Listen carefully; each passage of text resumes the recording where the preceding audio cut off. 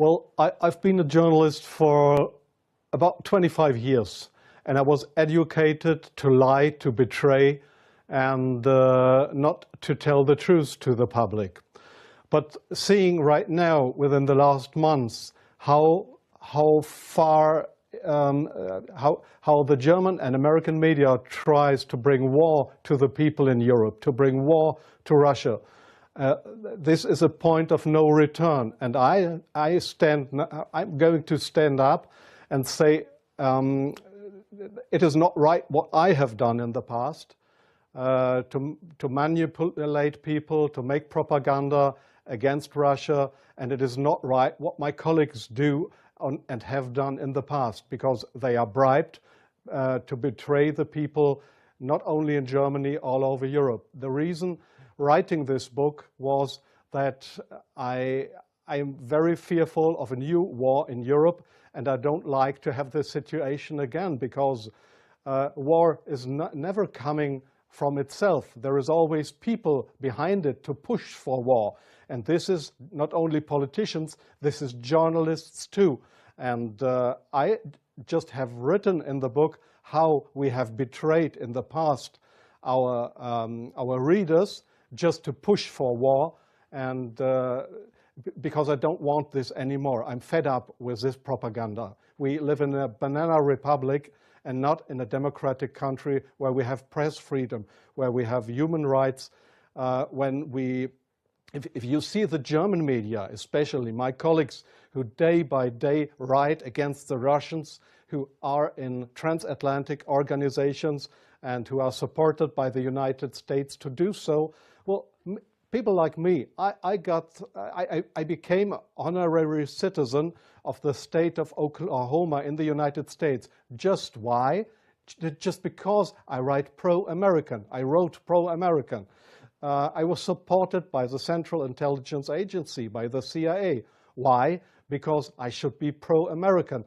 I'm fed up with it. I don't want to do it anymore. And so I've just written a book not to earn money. No, it will cause a lot of trouble for me, just to give the people in this country, in Germany, in Europe, and all over the world, just to give them a glimpse of a view what goes up behind the closed doors. Yes, there is many examples for that. If we go just back to history, if you go into the year 1988, if you go to your archives, you will find in March 1988 that there was in Iraq, the Kurdish people have been gassed with poisoned gas. That is known all over the world. But in July 1988, they sent me to a town called Zubaydat, that is on the Iraqi-Iranian border. There was war. It was war between the Iranians and the Iraqis, and I was sent there to photograph how the Iranians have been gassed with poisoned gas, with German poisoned gas. You call it Lost and Zarine, mustard gas, made by Germany. They have been gassed, and I was there to make photographs how these people have been killed by poisoned gas from Germany. When I came back to Germany, there was just one small photo in a newspaper, in the Frankfurter Allgemeine, and there was one small article not writing how impressive, brutally, how unhuman, how terrible it was to kill decades after the end of the Second World War, people with German poisoned gas. So this was a situation I feel misused for having been there, and just to give a documentary what has been done, but not being allowed to cry out to the world what we have done behind closed doors. Up to today, it's not well known in the public that with German public gas, there have been hundreds or thousands of people gassed in this city of Zubaydat. Now, you ask, what have I done for intelligence agencies? So please see, most of the journalists you see in foreign countries, they claim to be journalists, and they might be journalists, European or American journalists, but many of them, like me in the past, are so-called non-official cover. That's what the Americans call that. I have been a non-official cover. Non-official cover means what? It means you too work for an intelligence agency. You help them if they want you to help them, but they will never, when you are locked, or when they find out that you are not only a journalist but a spy too, they will never say, "Oh, this was one of our guys." They will not know you. That means non-official cover. So I have helped them in several situations, and I feel ashamed for that too now. Like I feel ashamed that I have worked for a very recommended newspaper like the Frankfurter Allgemeine, because I was bribed by billionaires, I was bribed by the Americans not to report exactly the truth, but I just imagined in my car while I was driving to this interview, I just tried to work out in my brain what would have happened if I would have written a pro-Russian article in the Frankfurter Allgemeine. Well, I don't know what would have happened, but we were all educated to write pro-European, pro-American, but please, not pro-Russian. So I'm very sorry for that, but this is not what I understand for democracy and for press freedom. I'm very sorry for that. Well, yes, I understand your question very well. Germany is still a kind of a colony of the United States. You see that in many points, like the majority of the Germans don't want to have nukes in our country, but we still have American nukes. So we are still a kind of a colony of the Americans. And being a colony, it is very easy to approach young journalists through what is very important here is transatlantic organizations. All journalists from really respected and recommended big German newspapers, magazines, radio stations, TV stations, they are all members or guests of those big transatlantic organizations. And there, in these transatlantic organizations, you are approached to be pro-American, and there is nobody coming to you and say, "Well, we are the Central Intelligence Agency. Would you like to work for us?" No, this is not the case how it happens. What they do, these transatlantic organizations, is they invite you for seeing the United States. They pay for that. They pay all your expenses and everything. So you are bribed. You get more and more corrupt, because they make you good contacts. You won't know that those good contacts are, let's say, non-official covers, or officially people working for Central Intelligence Agency or other American agencies. So you make friends. You think they are friends, and you cooperate with them. They ask you, "Well, could you do me this favor? Could you do me that favor?" And so your brain more and more is brainwashed through these guys. And your question was, is this only the case with German journalists? No, I think it is especially the case with British journalists, because they have a much closer relationship. It is especially the case with Israelis, of course, with French journalists for a part, not that big as with German or with British journalists.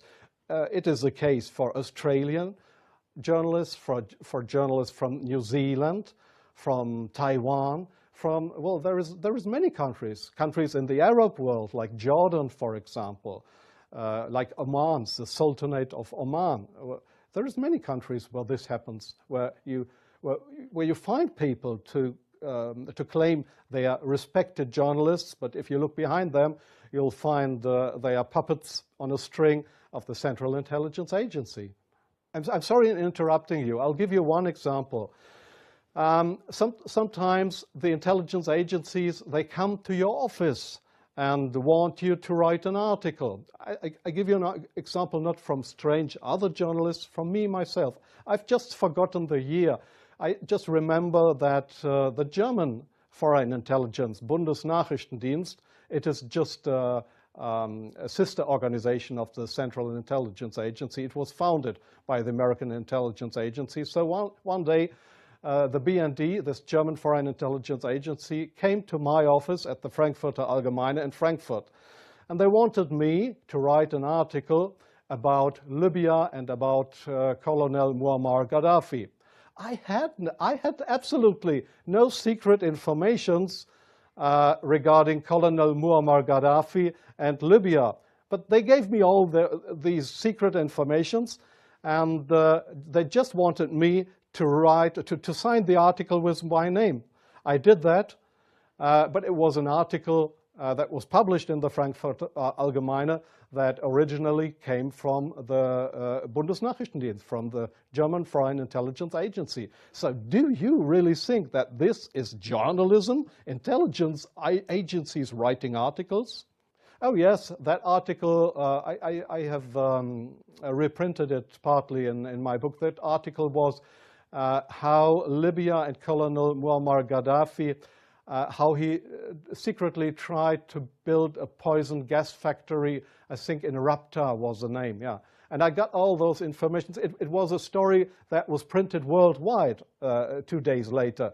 But I had no information on that. It was the intelligence agencies that wanted me to write this article.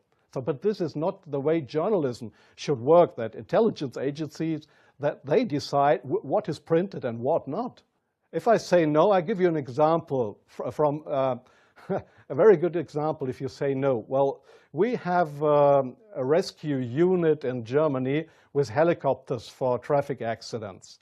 It's called, they call themselves the Yellow Angels. There was one guy who didn't want to cooperate. He was a pilot of the helicopter service of the Yellow Angels in Germany.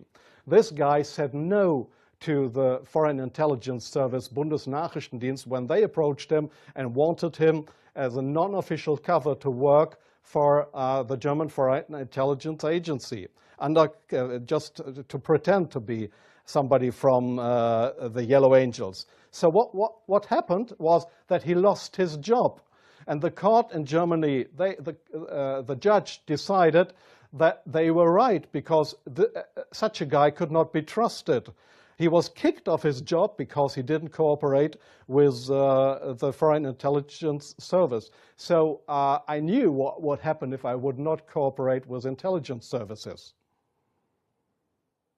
Well, I have had, let me say, 6 times my house was house searched because I was accused by the public prosecutor, the German public prosecutor. I was accused of leaking secrets of states. 6 times house searched. Well, they hoped that I wouldn't do that ever again. But I think it's worse that the truth will come out one day. The truth won't die. And I don't mind what will happen. I've had 3 heart attacks. I have no children.